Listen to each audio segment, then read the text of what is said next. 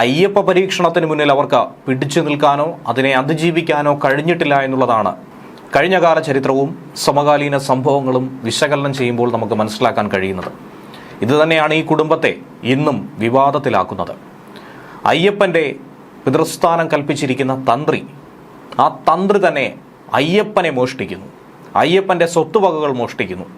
ഒരിക്കലും അംഗീകരിക്കാൻ കഴിയാത്ത വിധത്തിലാണ് ഈ കാര്യങ്ങൾ പോകുന്നതെന്നാണ് നിലവിൽ അന്വേഷണ സംഘം വിലയിരുത്തുന്നത്. തന്ത്രി കുടുംബത്തിൻ്റെ തന്നെ ചരിത്രം പരിശോധിച്ചാൽ വിശ്വാസ വഴികൾക്കൊപ്പം തന്നെ വിവാദങ്ങളുടെ കൂട്ടും ഇവർക്കുണ്ടായിരുന്നു. പലവിധ വിഷയങ്ങൾ, കേരള സമൂഹത്തെയും ഭക്തജനങ്ങളെയും അമ്പരപ്പിച്ച പല വിഷയങ്ങൾ.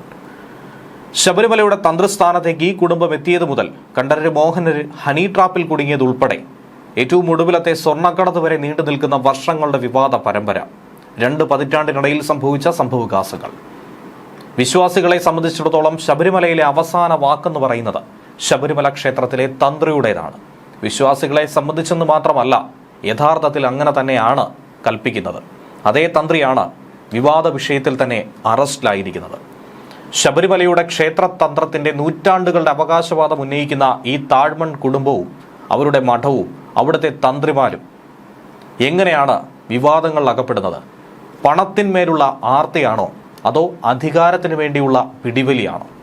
എന്തു തന്നെ ആയിരുന്നാലും അതിനുള്ള കനത്ത ശിക്ഷ അത് കോടതി അല്ല നൽകുന്നത്, അത് അയ്യപ്പൻ തന്നെ നൽകിക്കോളുമെന്നാണ് ഭക്തജനങ്ങളൊക്കെ വിശ്വസിക്കുന്നത്. കാരണം അയ്യപ്പൻ്റെ സ്വത്തിൽ കണ്ണുവെച്ചവരാരും ഇപ്പോൾ അഴിക്കുള്ളിലായവരാകട്ടെ, പുറത്ത് രക്ഷപ്പെടാനായി തത്രപ്പാട് കാട്ടുന്നവരാകട്ടെ, അവരാരും തന്നെ ഗതി പിടിക്കുന്ന സാഹചര്യം ഉണ്ടാകില്ല എന്നാണ് ഭക്തജനങ്ങളടക്കം വിശ്വസിക്കുന്നത്. ഇപ്പോഴാകട്ടെ അകത്തായ തന്ത്രി മെഡിക്കൽ കോളേജ് ആശുപത്രിയിലേക്ക് എത്തിച്ചേരുന്ന ഒരു സാഹചര്യമാണ് ഉണ്ടായിരിക്കുന്നത്. ദേഹാസ്വാസ്ഥ്യം ഇന്ന് രാവിലെ അനുഭവപ്പെട്ടതിനെ തുടർന്ന് തിരുവനന്തപുരം ജനറൽ ആശുപത്രിയിൽ തന്ത്രി കണ്ഠരര് രാജീവരെ എത്തിച്ചിരുന്നു. എന്നാൽ അവിടെ എത്തിയപ്പോൾ ആരോഗ്യസ്ഥിതി ഏറെ വഷളാകുന്നുവെന്ന് മനസ്സിലാക്കി കൂടുതൽ ചികിത്സയ്ക്ക് വേണ്ടി തിരുവനന്തപുരം മെഡിക്കൽ കോളേജ് ആശുപത്രിയിലേക്കാണ് മാറ്റിയിരിക്കുന്നത്. പൂജപ്പുരയിലെ സ്പെഷ്യൽ സബ് ജയിലിൽ വെച്ച് ഇന്ന് രാവിലെയാണ് തന്ത്രിയുടെ ആരോഗ്യനിലയിൽ കാര്യമായ മാറ്റമുണ്ടായത്. ജീവിതത്തിൽ ഒരുപക്ഷെ ആദ്യമായിട്ടായിരിക്കും ഇരുമ്പറയിൽ കാരാഗ്രഹവാസം അനുഭവിക്കേണ്ടി വന്നിട്ടുള്ളത്.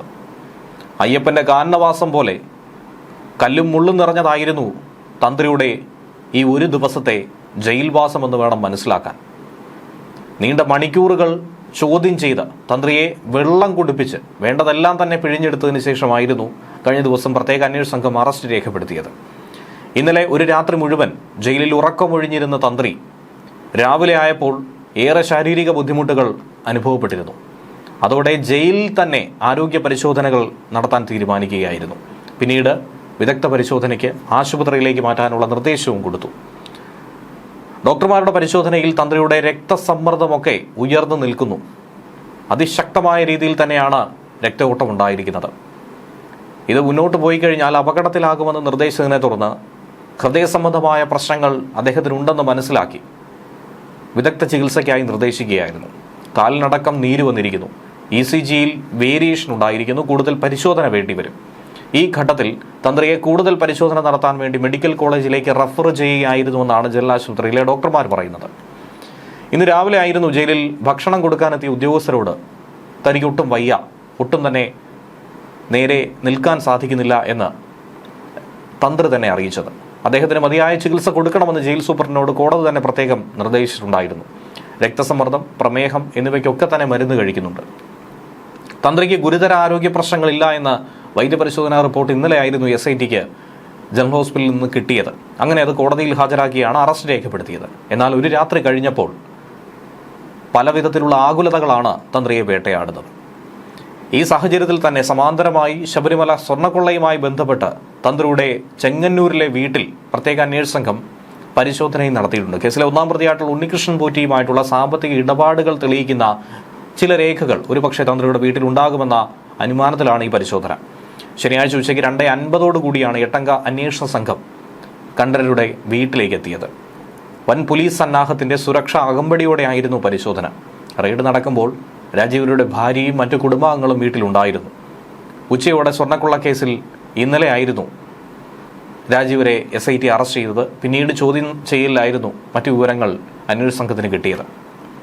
കേസിലെ ഗൂഢാലോചനയിലും സാമ്പത്തിക ക്രമക്കേടിലുമൊക്കെ കൂടുതൽ വ്യക്തത വരുത്തണമെങ്കിൽ ഈ പരിശോധന അനിവാര്യമെന്നാണ് അന്വേഷണ സംഘം കരുതുന്നത്. എന്നാൽ ഈ ഘട്ടത്തിലും ചോദിക്കുന്ന ഒരു ചോദ്യമുണ്ട്.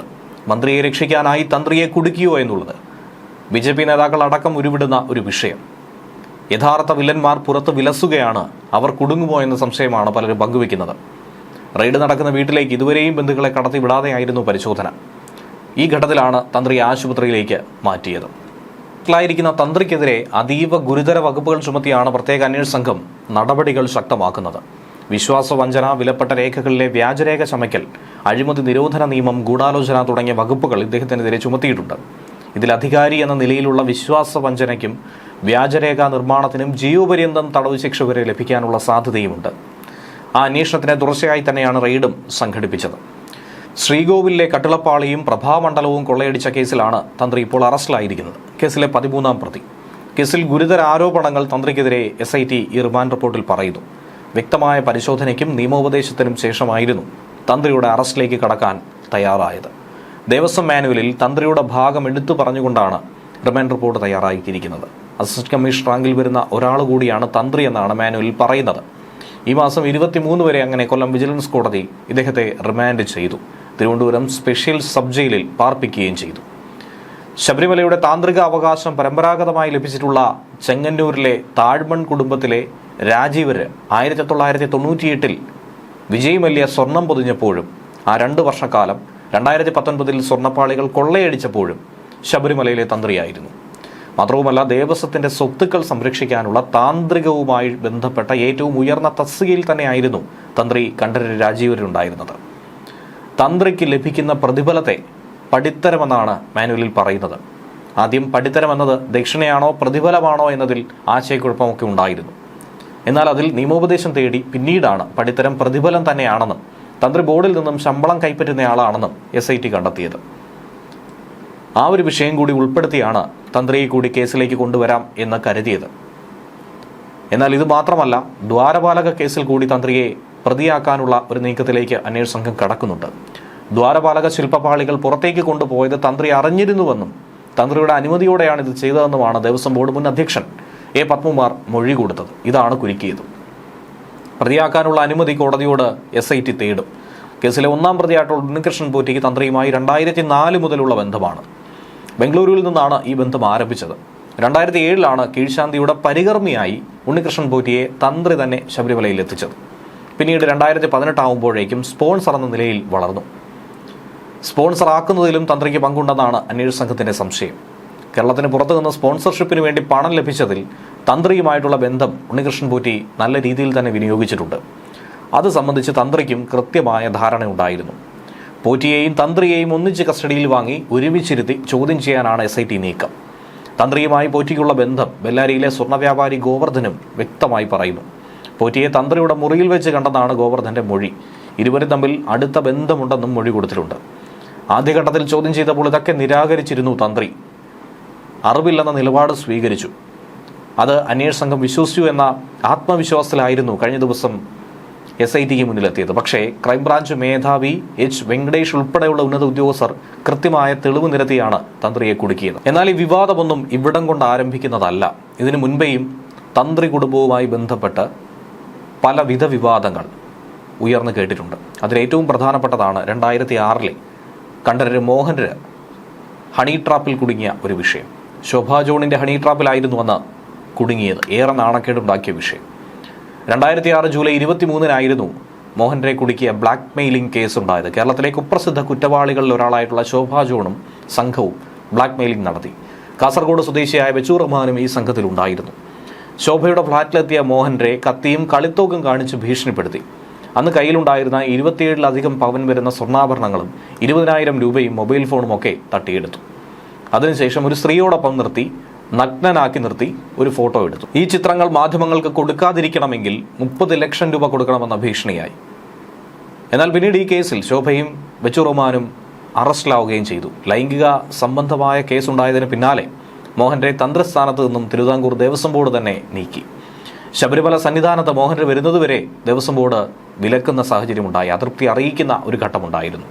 തന്ത്രസ്ഥാനം ഏറ്റെടുക്കുന്ന പിതാവ് മഹേശ്വരരെ അനുഗ്രമിച്ച് മോഹൻരെ സന്നിധാനത്തെത്തിയതിന്റെ പേരിൽ ദേവസ്വം അധികൃതരും മഹേശ്വരനും തമ്മിൽ തർക്കം പോലും ഒരു ഘട്ടത്തിൽ ഉടലെടുത്തിട്ടുണ്ടായിരുന്നു.